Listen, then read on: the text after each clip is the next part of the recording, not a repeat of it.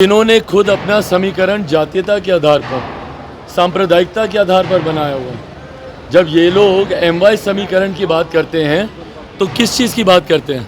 बिहार में जातीयता को बढ़ावा देने की ना, सांप्रदायिकता को बढ़ावा देने की, तुष्टीकरण की राजनीति को साधने का, सिर्फ धर्म के आधार पर बिहार को बांटने का। और यही काम इन्होंने दशकों से किया है ना।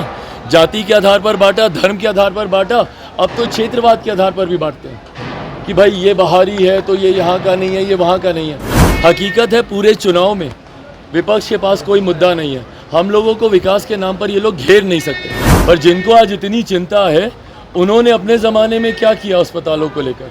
भाई आप स्वास्थ्य मंत्री भी रहे थे ना, आप जाकर एम्स तो भैया केंद्र सरकार के अंतर्गत है, हम लोग बनाएंगे भी चलाएंगे भी। दिल्ली से लेकर पटना तक के सारे एम्स सुचारू रूप से चल रहे हैं। सवाल किया है और कहा है कि जब देश का प्रधानमंत्री हिंदू, राष्ट्रपति सभी राज्यों का हिंदू, तो कैसे धर्म खतरे में है? भाई जो लोग इस तरीके की बातें उठाते हैं ना, ये इसको तुष्टीकरण की राजनीति बोलते हैं। क्या आपके पास आज उठाने के लिए, जब मेरे प्रधानमंत्री आ रहे हैं, क्या आपके पास कोई और बेहतर विषय नहीं है? आप खुद क्या कर रहे हैं इन बातों को उठाकर? और आप बोलेंगे ये सारी बातें? जिन्होंने खुद अपना समीकरण जातीयता के आधार पर, सांप्रदायिकता के आधार पर बनाया हुआ है। जब ये लोग MY समीकरण की बात करते हैं तो किस चीज़ की बात करते हैं?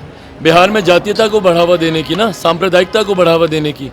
भाई मैं भी MY की बात करता हूँ, पर मेरे MY में महिला हैं और युवा हैं। जात पात धर्म मज़हब से उठकर जाति की नहीं, जमात की बात, हर जमात की, हर जाति हर धर्म की महिला है, जाति हर धर्म के युवा की हम लोग बात करते हैं। पर ये लोग जब बात करते हैं, ये लोग सिर्फ तुष्टीकरण की राजनीति को साधने का, सिर्फ धर्म के आधार पर बिहार को बांटने का।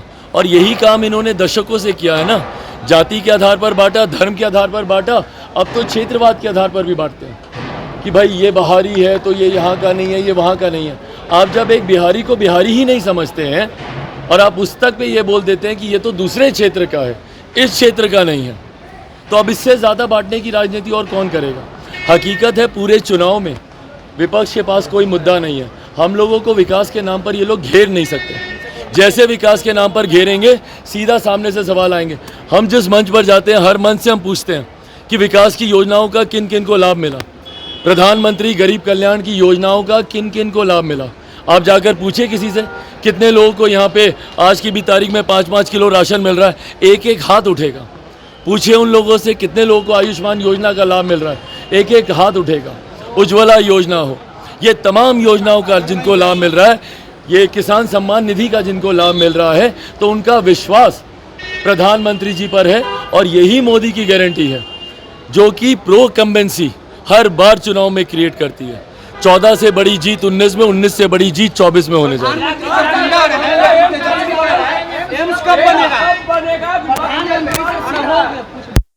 है। समय पर उसका भी निर्माण कार्य पूरा हो जाएगा।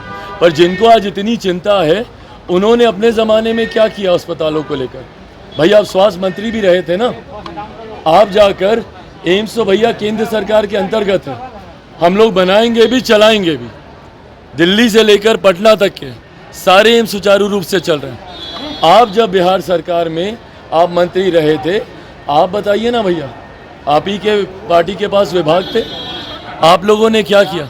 बिहार के अस्पतालों की हालत किसी से छुपी है क्या?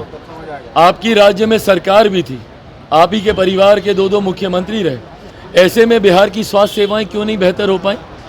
दूसरों पर उंगली उठाना बड़ा आसान होता है, पर अगर आज आप लोगों ने काम किए होते, और मैं दोनों से पूछ रहा हूँ, कांग्रेस से भी, 55 साल आपको मिले, अगर 55 साल केंद्र में आपने किया होता, 15 साल में अगर बिहार को आपने विकास की राह पर आगे लेकर गए होते, तो आज ये सवाल दूसरे से नहीं पूछने पड़ते। आज आप अपनी कामयाबियों के आधार पर आप चुनाव लड़ रहे हो।